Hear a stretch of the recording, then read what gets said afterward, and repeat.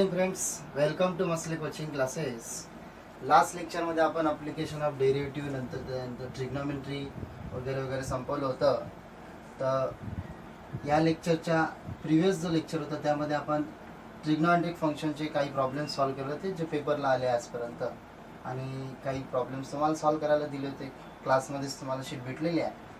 तर त्यामध्ये ज्या ज्या प्रॉब्लेममध्ये तुम्हाला डिफिकल्टी ते तुम्हाला व्हॉट्सअप करायला लावला. तर हे डिफिकल्टीज आहे जे मला व्हॉट्सअपवर आलेले आहे. 9 नंबरचा, 12 नंबरचा, 14, 23 आणि 32 नंबरचे प्रॉब्लेम्स आहेत जे डिफिकल्टी होती, ज्यामध्ये लोकांना डिफिकल्टी होती. ते प्रॉब्लेम्स व्हॉट्सअप केलेले आपण ते आपण आता सॉल्व करूया.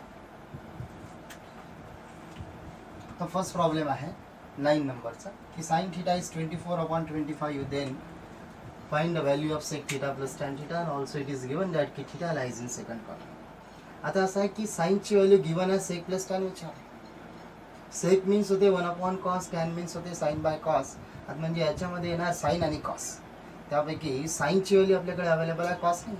तर पहिले याची व्हॅल्यू फाइंड करण्यासाठी आपल्याला कॉसची व्हॅल्यू फाइंड करायला लागेल. तर आपल्याकडे रिलेशन आहे, आयडेंटिटीज आपण पाहिल्या होत्या बेसिक शिकवताना की साइन आणि कॉसमध्ये काय रिलेशन आहे की sine square theta plus cos square theta is equal to 1. Therefore by using sine how to find cos कि by using the formula cos square theta is equal to 1 minus sin square theta कि sin square theta ना आपण cos square theta असं find करू शकतो. now sin theta ची value आपल्याकडे given आहे. sin theta is what 24/25. त्याचा square of 24 576 minus square of 25 625. now cross multiply this, solve this, we get 624 minus 576 which is equal to 49/625. हा झाला cos square theta. now we want cos theta. आता आपण जेव्हा याचा square root काढू, square काय तर आपल्याला स्क्वेअर रूट काढायला लागेल cos theta चे. तर स्क्वेअर रूट काढताना आपण प्लस किंवा मायनस घेतो. आता प्लस घ्यायचा की मायनस घ्यायचा, प्लस ना काही वेगळा आन्सर येईल, मायनस ना काही वेगळा आन्सर. त्यासाठी त्यानं दिलेलं आहे की theta lies in second quadrant. आता थीटा जर सेकंड क्वाड्रंटमध्ये आहे तर सेकंड क्वाड्रंटमध्ये कोणता ट्रिग्नोमेट्रिक फंक्शन पॉझिटिव्ह असते, साइन आणि कोसेक. तर पहा आता थीटा सेकंड क्वाड्रंट आहे म्हणून बरोबर साइन थीटाची व्हॅल्यू त्यांनी पॉझिटिव्ह दिलेली. आता कॉसची व्हॅल्यू पॉझिटिव्ह येईल की निगेटिव्ह येईल ते थीटानुसार आपण डिसाईड करू. थीटा जर सेकंडमध्ये आहे, सेकंडमध्ये जर फक्त साइन आणि कोसेक पॉझिटिव्ह आहे तर कॉस कसा राहील, निगेटिव्ह. मग जेव्हा आपण याचा स्क्वेअर रूट काढू तर cos theta is equal to plus minus पैकी फक्त मायनस आपल्या कामाचा. Square root of 49 7, square root of 625, 625 square root 25. हा झाला cos theta. Now sine theta आणि कॉस थीटा दोन्ही आपल्याकडे अवेलेबल आहे. आता आपण काय फाइंड करू शकतो, sec plus tan. Sec theta plus tan theta. Sec is 1/cos, tan is sine by cos.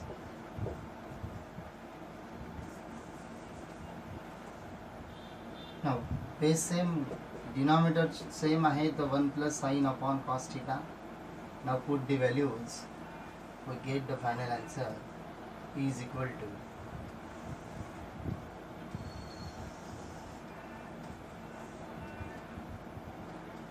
1 plus value of sin theta is 24/25 upon value of cos theta is 7/25 minus. now simplify this, cross multiply. 25 plus 24 is 49/25 upon minus 7/25. 25 get cancelled. 49/7 is equal to 7 and minus as it is means answer is minus 7. the option will be C. These are the 9th number's problem. then 12 numbers.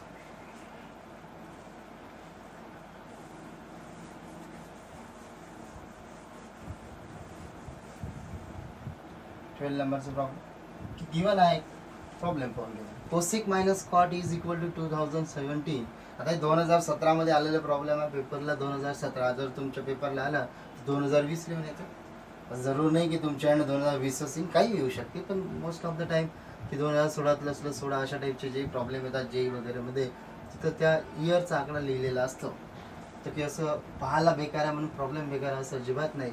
Cosec minus cot थिटाची value given आहे पण theta विचार तसं याचं shortcut पण आहे पण ते आठवण नाही नसेल तुम्हाला त्याला सॉल्व पण करता येते आणि जास्त वेळ नाही लागेल. आता थिटाची व्हॅल्यू काढायची आपल्याकडे कोसेक मायनस कॉट दिली.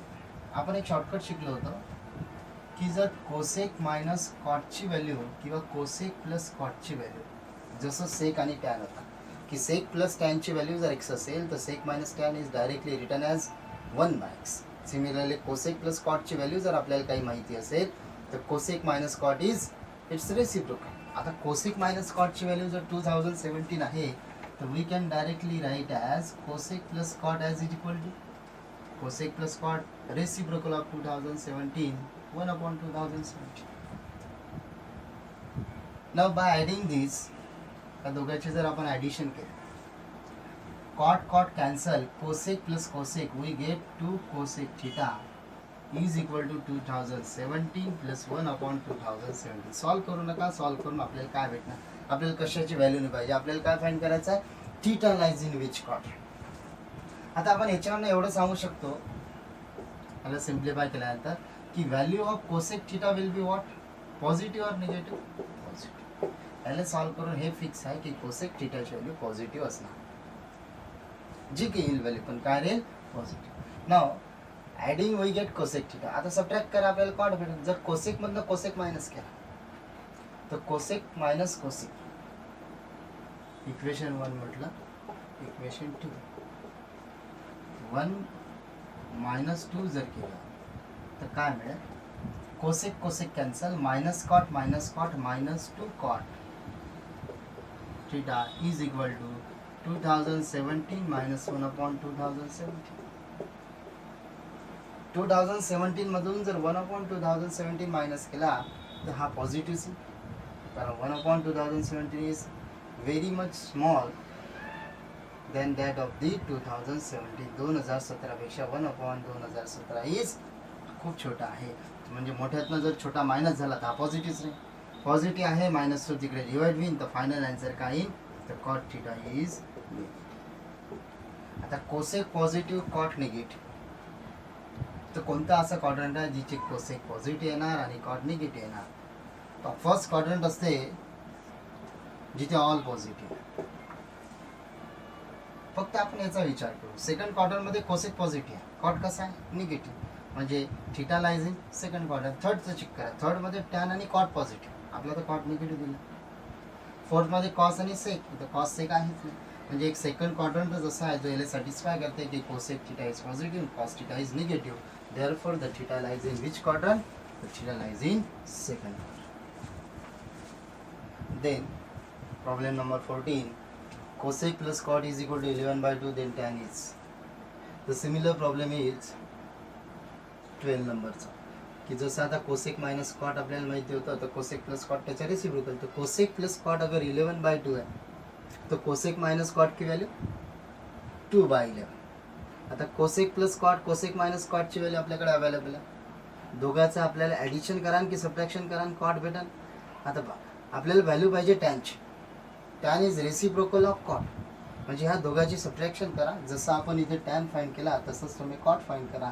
कॉट भेटल्यानंतर त्याचा रेसिप्रोकल करा तुम्हाला काय भेटेल तर टॅन. तर 14 नंबरचं प्रॉब्लेम 10 नंबरचा प्रॉब्लेम सेम आहे जवळपास.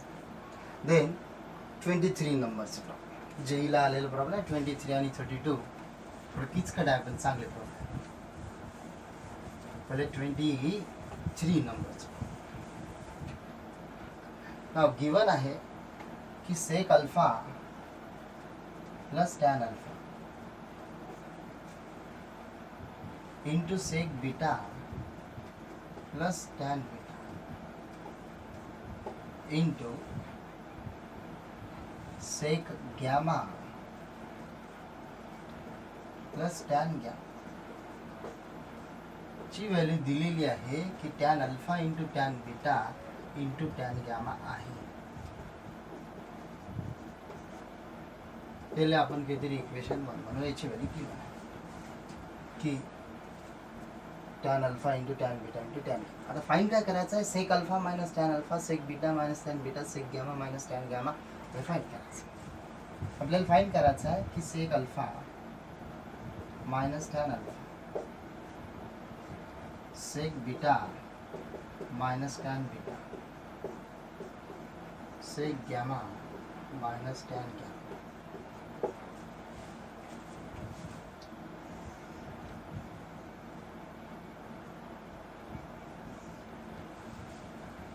It is tan gamma.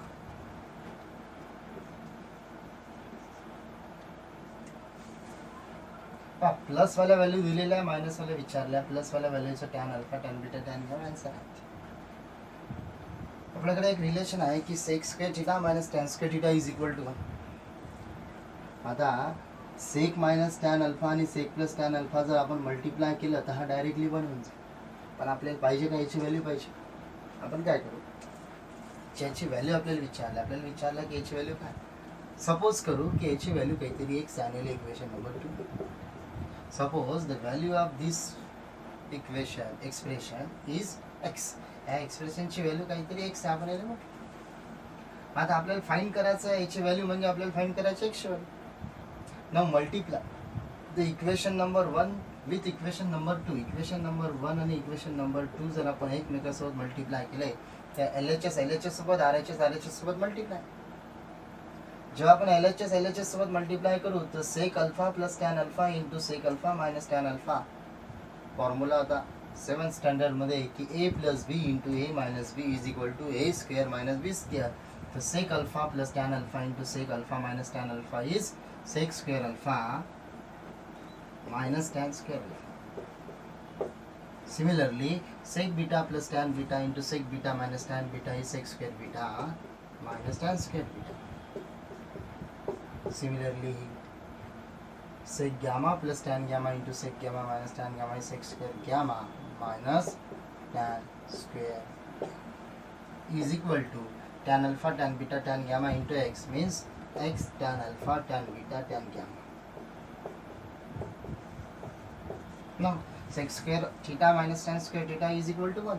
1 into 1 into 1, 1. Therefore, we get 1 is equal to x tan alpha tan beta tan gamma. आपल्याला फाइंड करायची होती याची व्हॅल्यू. याला आपण म्हटलं x म्हणजे आपल्याला व्हॅल्यू पाहिजे x ची. तर x फाइंड करायचा आहे, सर्व तिकडे पाठवा. हा tan तिकडे जाईल तर 1 by tan cot 1 by tan cot 1 by tan cot means x is equal to cot alpha cot beta cot gamma. X is equal to cot alpha into cot beta into cot gamma. हे झालं 23rd नंबरचं problem. आता last problem 32 नंबरचं पाहू आपण.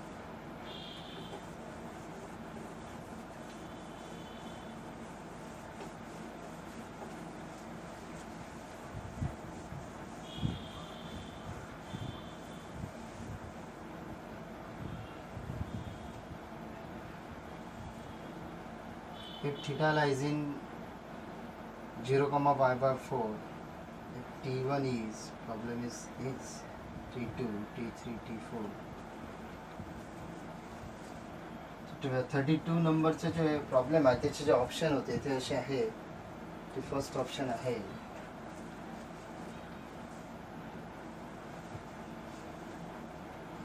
नंबरचे प्रॉब्लेमचं first option आहे T1 is greater than, T2 is greater than, T3 is greater than T4. Second option, T4 is greater than, T3 is greater than, T1 is greater than T2. Third number's option, D, 3, 1, 2, 4.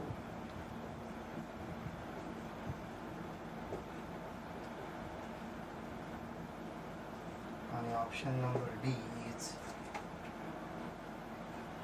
T2 greater than T3 greater than T1 greater than T. हे चार option तुमच्याकडे तर आहेच लिहिलेले. आता 32 नंबरचे problem आपण solve करू. तर काय की theta lies in the interval of 0 to pi by 4 means थीटाची व्हॅल्यू 0 to 45 याच्या मध्यात आहे. एक्सक्लुडिंग 0 and pi by 4 0 आणि pi by 4 सोड. T1 T2 T3 T4 ची व्हॅल्यू दिलेली आहे अशी आहे. तर कंपॅरिझन विचारलं आहे T1 T2 T3 T4 मध्ये, म्हणजे ह्या 4 ऑप्शनपैकी की सर्वात मोठा कोण, कोणता छोटा, सर्वात लहान कोण, तर ते विचार. आता कसं आहे, हा जो इंटरव्हल आहे 0 to π/4, थिटाची व्हॅल्यू 0 to π/4 जे गिवन आहे 0 to 45 डिग्रीच्या मधात टॅन थिटाची व्हॅल्यू कशी आहे ते.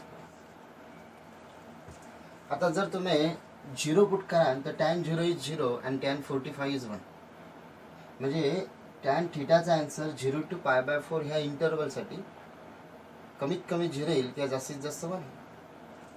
Means tan theta for the interval of theta 0 to π/4 is less than 1. 1 पेक्षा लहानच आहे, कारण टॅन 45 1 होते, टॅन 0 0 होते. 0 to 1 च्या मधात म्हणजे 1 पेक्षा लहान राहील आणि 0 पेक्षा मोठं.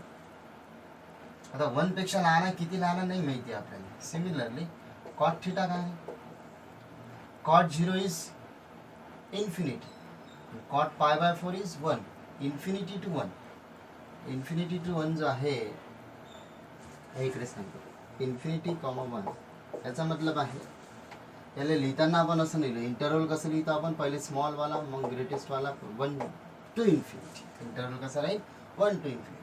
म्हणजे आता कॉट थिटाची व्हॅल्यू 0 to π/4 च्या मधात 1 पासून चालू होते आणि इन्फिनिटीवर खतम होते. मीन्स 0 to π/4 साठी कॉटची व्हॅल्यू 1 पेक्षा मोठीच आहे. इक्वल टू पण 1 येणार नाही, कारण हे राऊंड ब्रॅकेट आहे, म्हणजे ओपन इंटरव्हल आहे, क्लोज इंटरव्हल नाही.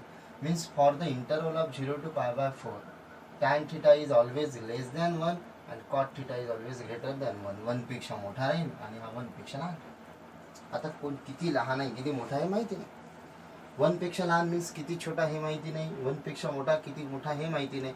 आपण काहीतरी अजून करू की x and y be the sum two numbers, real numbers. x, y be the two any real numbers. Real numbers आहे कोणते तरी x आणि y, आणि स्मॉल आहे, व्हेरी स्मॉल अँड पॉझिटिव्ह. छोटे, खूप छोटे आणि पॉझिटिव्ह. आता 1 पेक्षा मोठा मीन्स थोडासा 1 पेक्षा काही ना काही मोठा असू शकते. कॉट हा 1 पेक्षा लहान for the given interval of 0 to π/4. म्हणजे देअरफॉर टॅन थिटाची व्हॅल्यू काय आहे हे माहीत आपल्याला, की for the interval of 0 to π/4 tan theta 1 पेक्षा लहान राहील. देअरफॉर टॅन थिटाची व्हॅल्यू 1 पेक्षा लहान मीन्स 1 मधलं काहीतरी मायनस करावं लागेल, आणि काहीतरी मायनस करावं लागेल. तर जो काहीतरी आहे मीन्स जो एनी रियल नंबर आहे त्याला आपण काहीतरी x म्हणून दिलं तर 1 - x काय होऊन जाईल तर tan theta. Similarly cot theta will be, कॉटची व्हॅल्यू 1 पेक्षा मोठी, किती मोठी तर by some positive real number y. ते आपण त्याच्यात जर ॲड केलं तर cot theta is 1 + y, tan theta is 1 - x. हे झालं बाय गिवन इन्फॉर्मेशन. x आणि y are the small and positive real numbers. आता हे झालं टॅन आणि कॉटचे. आता T1 T2 T3 T4 काय, T1 is tan raised to the power tan. Tan theta means 1 - x. So 1 - x raised to the power 1 - x. T2 is T2 value tan theta raised to the power cot theta. Tan theta means 1 - x raised to the power 1 + y.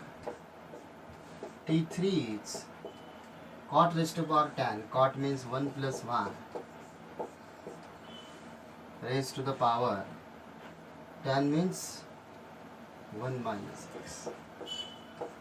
Similarly, T4 can be written as 1 + y raised to the power 1 + y.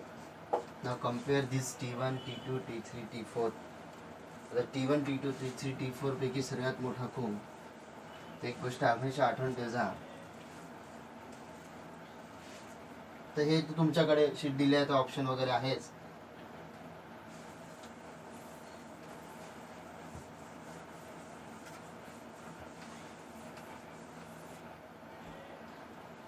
मग कसा 0 to 1, त्यानंतर 1 to infinity.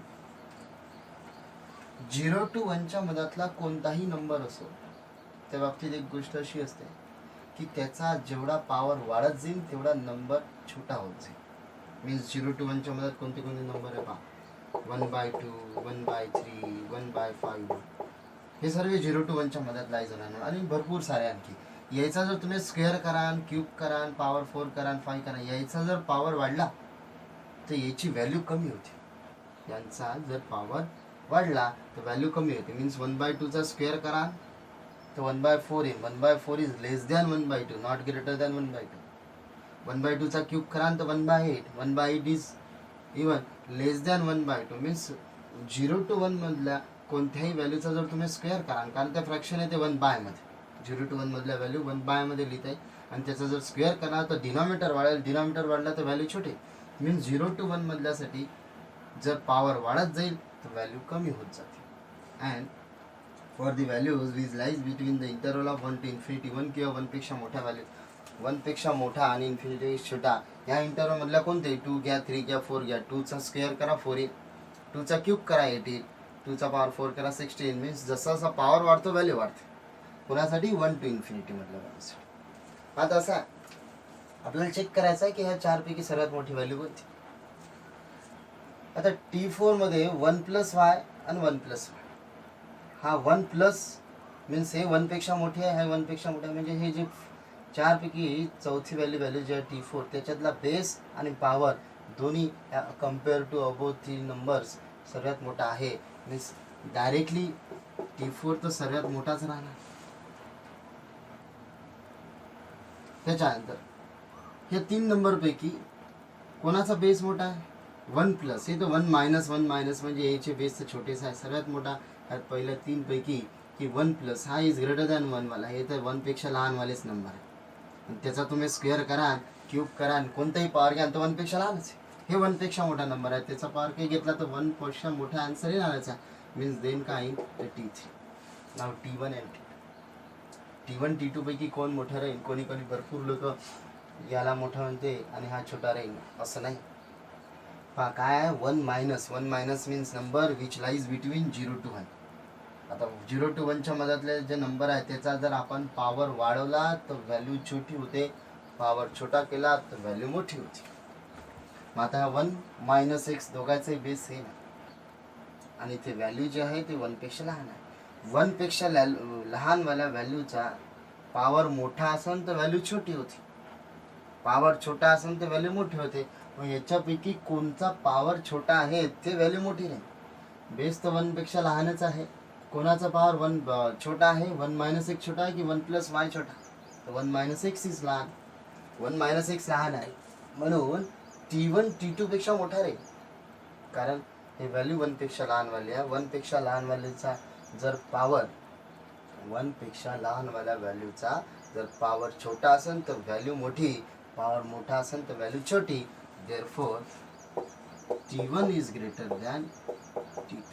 This will be the correct sequence. That T4 is then T3, then T1 and T2. हा झाला last. तर ह्या difficulties होत्या तुम्ही WhatsApp केल्या होत्या.